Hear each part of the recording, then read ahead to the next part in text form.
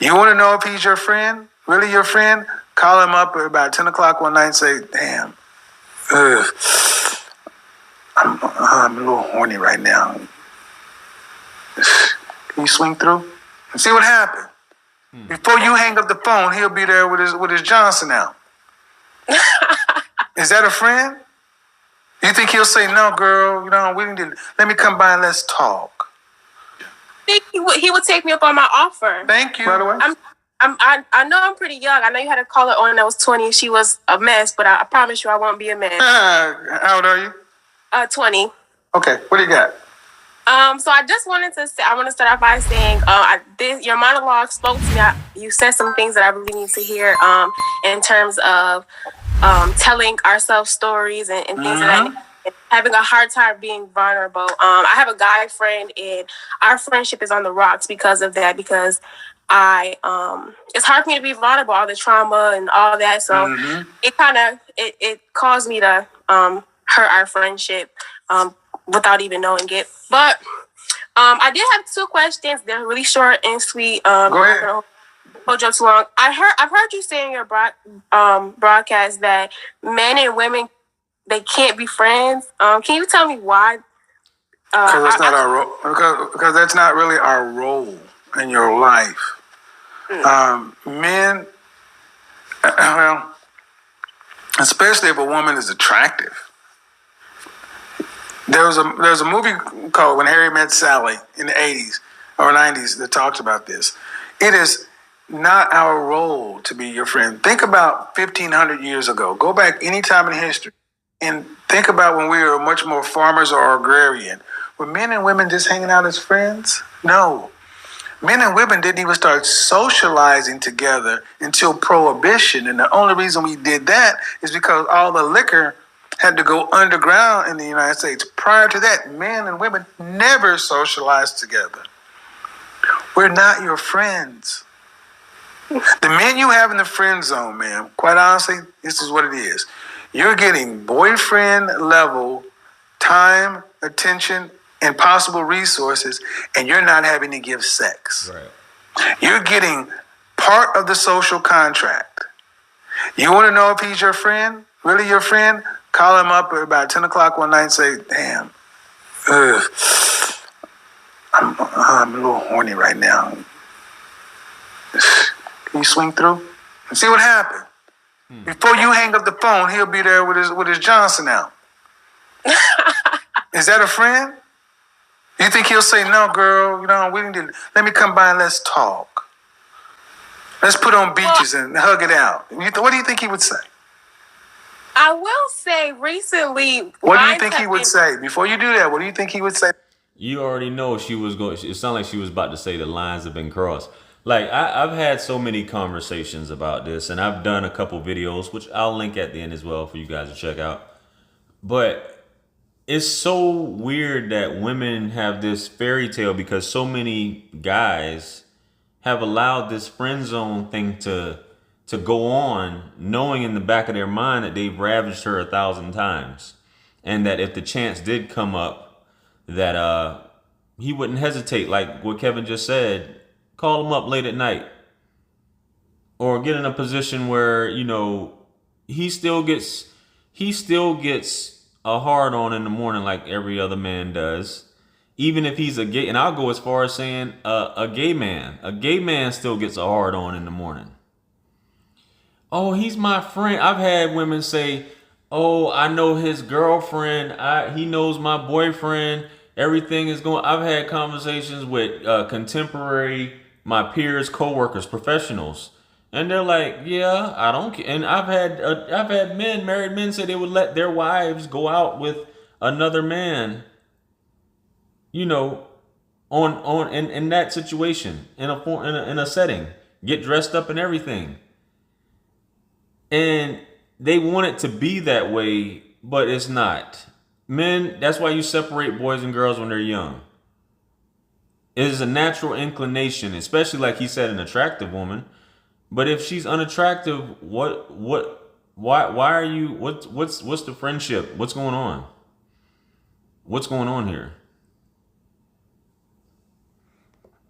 Come out to that proposition. think he would take me up on my offer. Thank you. Then everything else is irrelevant. We've crossed lines more recently, and now I think it'll hurt our friendship even more. What do you mean you cross lines? We've been intimate. Romantically? Yes. Because that is your natural position. So men and women cannot be friends. But what does she wonder if you've already slept with the dude? Obviously, you had an inclination to do it. And the more time a woman spends around a man, even if he is unattractive, let's say in that aspect, hence work husbands and all this stuff. If you in an office full of women and a guy comes around and he may not be that attractive, he's the only guy that they're seeing, so they're talking probably sexually about, not probably, they're talking sexually about this guy. So if you're spending enough intimate time with someone and you may not even be attracted to them, it's eventually going to happen. And in the case of this, why are you asking if you already slept with it? It blurred the lines because you thought it would. Man, women are crazy, man. Women are crazy. Because sex is always going to be an issue. The question is, why can't you get into a relationship with somebody you consider to be a quote unquote friend? Because you're scared to be vulnerable. Yeah. Godfather's right yet again. And here's the thing. You got to ask yourself, not here. You really got to take some time with this.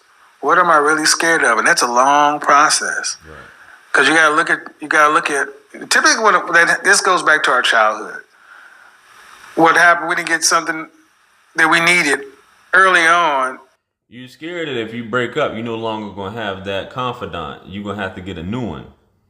Because if you guys break up, for the most part, you guys aren't going to be as close as you were before. If you are still talking, if he decides to stay in that friend zone, you're going to have to find another dude to replace this dude, hoping that he could have had the same situation that you and this other guy had. If that's the case. And we learned how to adjust to that. And the person that didn't give it to us didn't even know we necessarily needed it. Or they gave us what they thought we needed or they wanted us to have. Because what you're saying ultimately is I have somebody who I call a quote unquote friend. Right.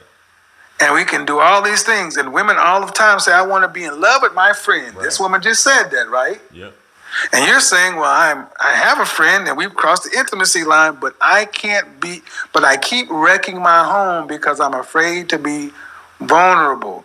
If you can't be vulnerable, you cannot really give love and affection a way a man wants to have with his primary. Mm-hmm. So he will feel rejected when that invulnerability comes up, and then he'll take it personal, and it ain't about him. See, y'all thought I was just a Negro in a suit. I got skills. So the work is what's necessary. Go find out what's animating your fears and address them. I'll give you an example. I'm going to move on. You ever know anybody that has a phobia, fear of water, fear of heights, fear of spiders, fear of like claustrophobia, fear of close spaces? But you know they exist. Yeah. Now, let's say fear of spiders. That's a legitimate fear in some regards because some spiders can be poisonous, but most aren't.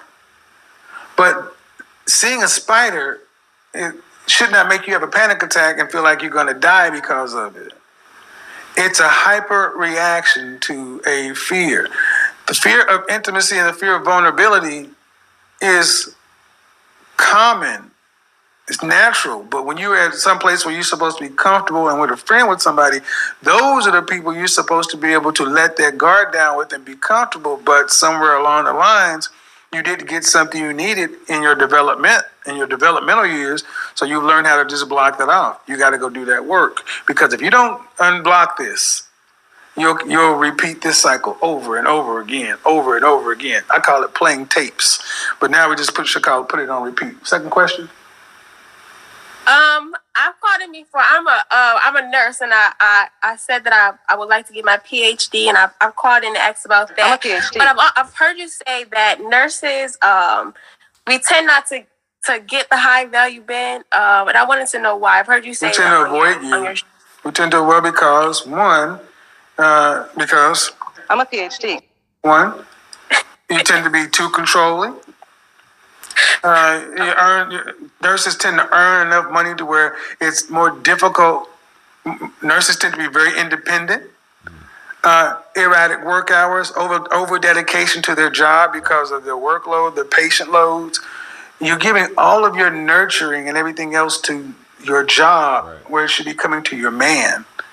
And it makes it more difficult for a man to impress a woman who's earning the kind of money you're earning unless he is substantially out earning you. There used to be a time a man could impress a woman just by. And I've dated a few nurses, and everything he said is spot on, especially the time portion of it. They're really obviously dedicated to their job. Not saying that they shouldn't be, but it's like they live and breathe that. And the erratic work hours, whether it be a night shift, and if you someone who is professional and you work from home, or you don't have the best schedule either, when are you ever going to really see this person? You know what I mean? And a lot of times these nurses are with dudes that they make more money than, and or they're taking care of these low value dudes just to have someone in the house when they come home. And they sometimes are practically supporting these guys, especially the CNAs as well. Building something, fixing something. Now, in order to impress a woman today, you damn near have to be a high value man.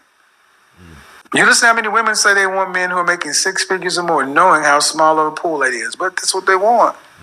So how does the typical man come impress you enough to put your PhD, put your nursing and everything to the side, to put the income potential and everything else, to trust him to do what? That's a big lift. That's a tall lift. Same reason. It's not just nurses. It's attorneys, physicians, nurses, actors, actresses, massage therapists, bartenders, servers, creatives, and then also psychologists, psych chicks. Those are the ones that I may be missing somebody. What, am I missing something else? Exes who were police officers or former military is also starting to creep up there too. But yeah, those, and it's also this information I've gotten from men who are out here, and they're saying women who are in these categories tend to be more problematic than others, which is kind of sad because women are very highly represented in healthcare, and the very things that make you good at healthcare will make you a great wife and mother and nurturer. But if you didn't learn how to be vulnerable and care and do all those things for a man in your early years, it's uncomfortable. So it's easier to drown yourself in work as a nurse too, because you always got to be busy. I can be a traveling nurse. I can do this. I can do that. And then you do all of that for your patients and coworkers or whatever at work. Then by the time you get home to your man, you have no energy. How often do you hear nurses saying how tired they are, how much sleep they need? I know I'm not the only one. So I can do this shit all day. And she's over here smiling big because she's like, damn, he telling all my shit. He telling all my story. He's like, God damn, how you know all this? I think I'm gonna have a hard time finding a man because I want to be a travel nurse. I'll be in different cities. That's a no. Hey, man, I don't. I'm just saying. Yeah, so, well, I'm sorry. You know how it is, though. Have a good one. Thank you. I know the nurse is going to be throwing hypodermics at me carrying on. Hey, man. And the funny thing is, 70, 80 years ago, men used to go after nurses because they were like the Florence Nightingales kind of, sort of. But, okay.